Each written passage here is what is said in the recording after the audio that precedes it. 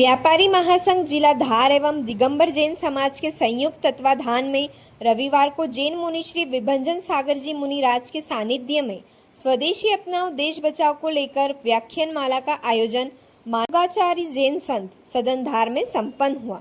व्याख्यान माला को संबोधित करते हुए मुनिराज विभंजन सागर जी ने कहा कि स्वदेशी वस्तु के उपयोग करने पर भारत की अर्थव्यवस्था और मजबूत होगी, भारत आत्मनिर्भर एवं विश्व गुरु बनेगा। इस अवसर पर धार शहर के समस्त व्यापारी संगठनों के पदाधिकारी गण एवं सभी समाज के सदस्यगण वर्धमान सुराणा, विजय मेहता, हरजीत सिंह, पवन जैन गंगवाल, पंकज खत्री, दीपक अग्रवाल, राहुल मोदी, कमल हरोड़, राजेंद्र ठाकुर, राकेश राठौर व्यापारीगण उपस्थित थे। कार्यक्रम का संचालन प्रवीण टांक ने किया। आभार सचिव पारस जैन गंगवाल ने माना। जानकारी मीडिया प्रभारी गौरव जैन ने दी। धार से वजाहत की रिपोर्ट। साथी की उन्नति करेंगे तो अपने देश की उन्नति कर पाएंगे। लालच के चक्कर में मत पड़ो कि उसके यहाँ ज्यादा मिल रहा तो हम उसको देंगे, नहीं। क्या कर लेंगे हम ज्यादा कमा के, क्या कर लेंगे हम जोड़कर, गड्ढियां बनाकर क्या कर लेंगे, खाओगे तो रोटी, नोट तो खाओगे नहीं। इसलिए स्वावलंबन की शक्ति को जागृत करना है। आपके अंदर अनंत शक्ति है, उस शक्ति को जागृत करना है। स्वदेशी अपनाना आत्मनिर्भर बनना कहलाता है। हम दूसरे की वस्तु पर अधीन हैं, पराधीन जिंदगी जी रहे हैं। अगर वो वस्तु ना मिले तो व्यक्ति इतना दुखी हो जाता है, इतना दुखी हो जाता है जिससे उसका कोई पता नहीं चलता कि मेरा कोई जीवन में महत्व भी रहा है। जैसे वर्तमान में अगर बात करें तो महिलाएं पराधीन हो गई हैं घर में। किससे पराधीन हो गई हैं? नौकरानी से। जिस दिन नौकरानी नहीं आए ना, उस दिन पूछो इनकी हालत क्या हो जाती है। ये पराश्रित हो गई है। तो मैं मुद्रा में था तो मैंने उसको पढ़ा और मैंने सोचा कि इस घर में कितने कुत्ते रहते होंगे।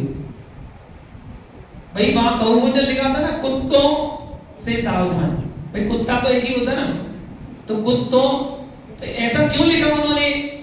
तो बाद में समझ में आया कि भाई जैसा व्यक्ति जिसकी संगति करेगा वो वैसे ही तो बनेगा। स्वाभाविक सी बात है। जब कुत्ते की संगति करेगा, जानवर की संगति करेगा, तो उसका आचरण भी जानवर जैसा ही तो होगा।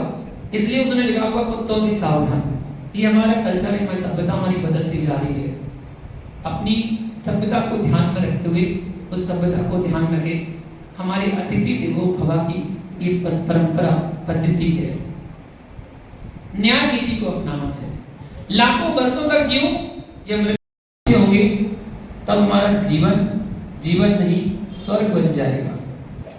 फिर हमें स्वर्ग जाने की जरूरत नहीं है, हमारा जीवन ही स्वर्ग बन जाएगा।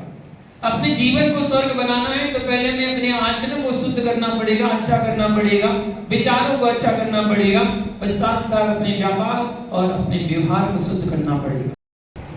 अपने यहाँ के मजदूरों को रोजी रोटी क्या देते हैं? एक रिक्शा वाला आपके बाहर खड़ा हुआ है और आपको कहीं 2 किलोमीटर बाजार जाना है। आप बाजार जाते समय रिक्शा वाले से कहेंगे, हाँ रिक्शा आगे, बोले वहां चल रहा है, बोले हाँ चल रहा हूँ, कितने पैसे लेगा? बोले 25 रुपए लूंगा।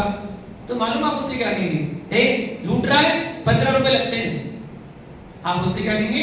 15 रुपए लगते हैं, 15 में चलना है तो चल, वरना लौट जाओ। उसको भगा देंगे, डांट देंगे।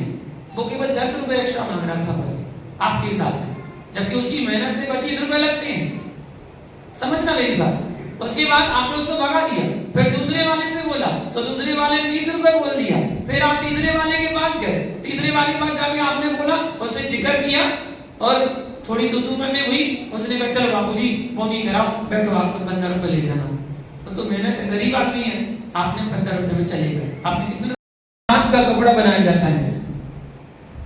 जगह जगह जेलों में हथकरघा खोले जा रहे हैं, चरखा खोले जा रहे हैं, जहां हाथ से सूत काटकर धागा बनाया जाता है। और केवल कपड़ा ही नहीं, ऐसी बहुत सारी वस्तुएं हैं जो हाथों से बनाई जा रही है, जो हम वेस्ट समझकर बाहर फेंक देते हैं।